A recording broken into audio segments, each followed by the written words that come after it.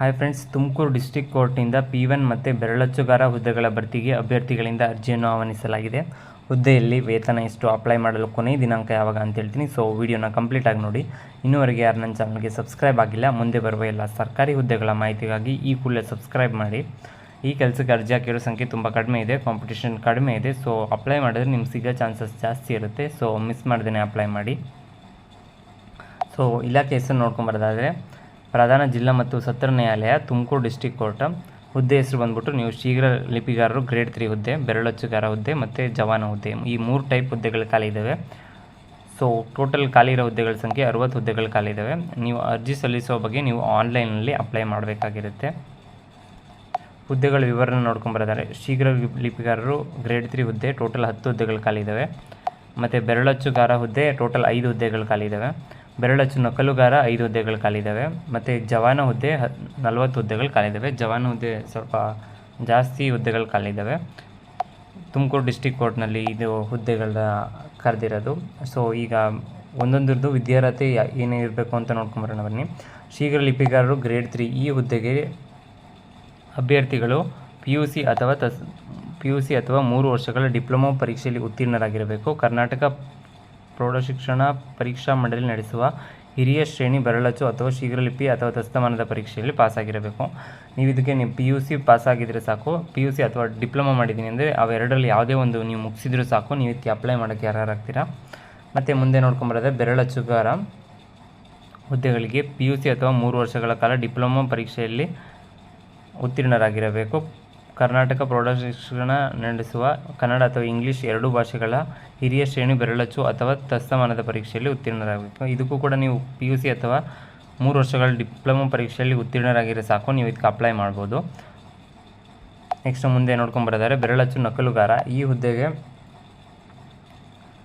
PUC ಅಥವಾ 3 ವರ್ಷಗಳ ಕಾಲ ಡಿಪ್ಲೊಮಾ ಪರೀಕ್ಷೆಯಲ್ಲಿ ಉತ್ತೀರ್ಣರಾಗಿರಬೇಕು. ಮತ್ತು ಇದಕ್ಕೂ ಅದೇ ಸೇಮು. ನೀವು PUC ಅಥವಾ ಡಿಪ್ಲೊಮಾ ಕಂಪ್ಲೀಟ್ ಆಗಿದ್ದರೆ 3 ಇಯರ್ಸ್, ನೀವು ಇದಕ್ಕೆ ಅಪ್ಲೈ ಮಾಡೋಕ್ಕೆ ಯಾರಾಗ್ತೀರಾ. ಮತ್ತು ಜವಾನರ ಹುದ್ದೆ ಇದಕ್ಕೆ ನೋಡ್ಕೊಂಬರೋದಾದ್ರೆ ನೀವು 10th ಪಾಸಾಗಿದ್ರೆ ಸಾಕು, ನೀವು ಇದಕ್ಕೆ ಅಪ್ಲೈ ಮಾಡ್ಬೋದು. ಕರ್ನಾಟಕ ಪ್ರೌಢಶಿಕ್ಷಣ ಮಂಡಳಿ ನಡೆಸುವ 10th ನೀವು ಉತ್ತೀರ್ಣರಾಗಿದ್ರೆ ಸಾಕು, ನೀವು ಇದಕ್ಕೆ ಅಪ್ಲೈ ಮಾಡೋಕ್ಕೆ ಯಾರಾಗ್ತೀರಾ. ಸೊ ವಯೋಮಿತಿಯನ್ನು ನೋಡ್ಕೊಂಬರೋದಾದರೆ ಅರ್ಜಿ ಸಲ್ಲಿಸಲು ನಿಗದಿಪಡಿಸಿದ ಕೊನೆಯ ದಿನಾಂಕಕ್ಕೆ ಕನಿಷ್ಠ 18 ವರ್ಷಗಳನ್ನು ಪೂರೈಸಿರಬೇಕು. ಪರಿಶಿಷ್ಟ ಜಾತಿ ಪಂಗಡ ಪ್ರವರ್ಗ 1 40 ವರ್ಷಗಳ ಗರಿಷ್ಠ ವಯೋಮಿತಿನ ನಿಗದಿಪಡಿಸಿದ್ದಾರೆ. ಮತ್ತು 2A 2B 3A 3B ಅಂದರೆ OBC ಅಭ್ಯರ್ಥಿಗಳಿಗೆ 38 ವರ್ಷಗಳ ಕಾಲ ವಯೋಮಿತಿ ಸಲ್ಲಿಕೆ ನಡೆಸಿದ್ದಾರೆ. ಮತ್ತು ಸಾಮಾನ್ಯ ಅಭ್ಯರ್ಥಿಗಳಿಗೆ ಗರಿಷ್ಠ 35 ವರ್ಷ.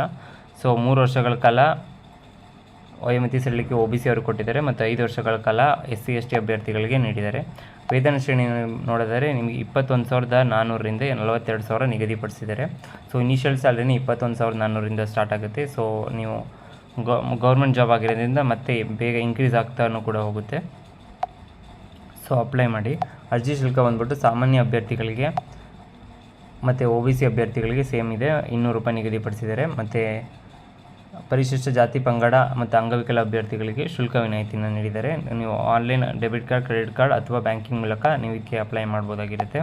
ಆಯ್ಕೆ ವಿಧಾನ ನೋಡ್ಕೊಂಬರೋದಾದರೆ ಶೀಘ್ರ ಲಿಪಿಗಾರರು ಗ್ರೇಡ್ 3 ಮತ್ತು ಬೆರಳಚ್ಚು ನಕಲುಗಾರ ಈ 3 ಹುದ್ದೆಗೆ ನಿಗದಿಪಡಿಸಿದ ವಿದ್ಯಾರ್ಥಿ ಪರೀಕ್ಷೆಗಳಲ್ಲಿನ ಮತ್ತು ಅರ್ಹತಾ ಪರೀಕ್ಷೆಯ ಒಟ್ಟು ಅಂಕಗಳ ಶೇಕಡಾವಾರಿನ ಮೊತ್ತದ ಆಧಾರದ ಮೇಲೆ ಅರ್ಹ ಅಭ್ಯರ್ಥಿಗಳನ್ನು ಸಂದರ್ಶನಕ್ಕೆ ಕರೆಯಲಾಗುವುದು. ನೀವು ಈಗ PUC ಅಥವಾ ಡಿಪ್ಲೊಮಾದಲ್ಲಿ ಅದೆಷ್ಟು ಅಂಕಗಳನ್ನು ಪಡೆದಿದ್ದೀರಾ ಅದನ್ನ ಪ್ಲಸ್ ಅಲ್ಲೊಂದು ಅರ್ಹತಾ ಪರೀಕ್ಷೆ ನಡೆಸ್ತಾರೆ. ಅದರಲ್ಲಿ ನಿಮಗೆ ತಕ್ಕೊಳ್ಳೋ ಮಾರ್ಕ್ಸು ಪ್ಲಸ್ ಸಂದರ್ಶನ ನಡೆಸ್ಬಿಟ್ಟು ನಿಮ್ಮನ್ನ ಆಯ್ಕೆ ಮಾಡ್ಕೊಳ್ಳಲಾಗುತ್ತೆ. ಸೊ ಮೇಯ್ನ್ ಕನ್ಸಿಡರ್ ಆಗೋದು ನೀವು ಅರ್ಹತಾ ಪರೀಕ್ಷೆಯಲ್ಲಿ ಅದೆಷ್ಟು ತೆಗಿತೀರ ಅನ್ನೋದ್ರ ಮೇಲೆ ಆಧಾರ ಇರುತ್ತೆ. ಮತ್ತು ಅದರಲ್ಲಿ 1:10 ರೇಷಲ್ಲಿ ನಿಮ್ಮ ಸಂದರ್ಶನ ಕಳೆದ್ಬಿಟ್ಟು ನಿಮ್ಮನ್ನ ಸೇರಿಸ್ಕೊಳ್ಳಲಾಗುತ್ತೆ, ಆಯ್ಕೆ ಮಾಡ್ಕೊಳ್ಳಲಾಗುತ್ತೆ.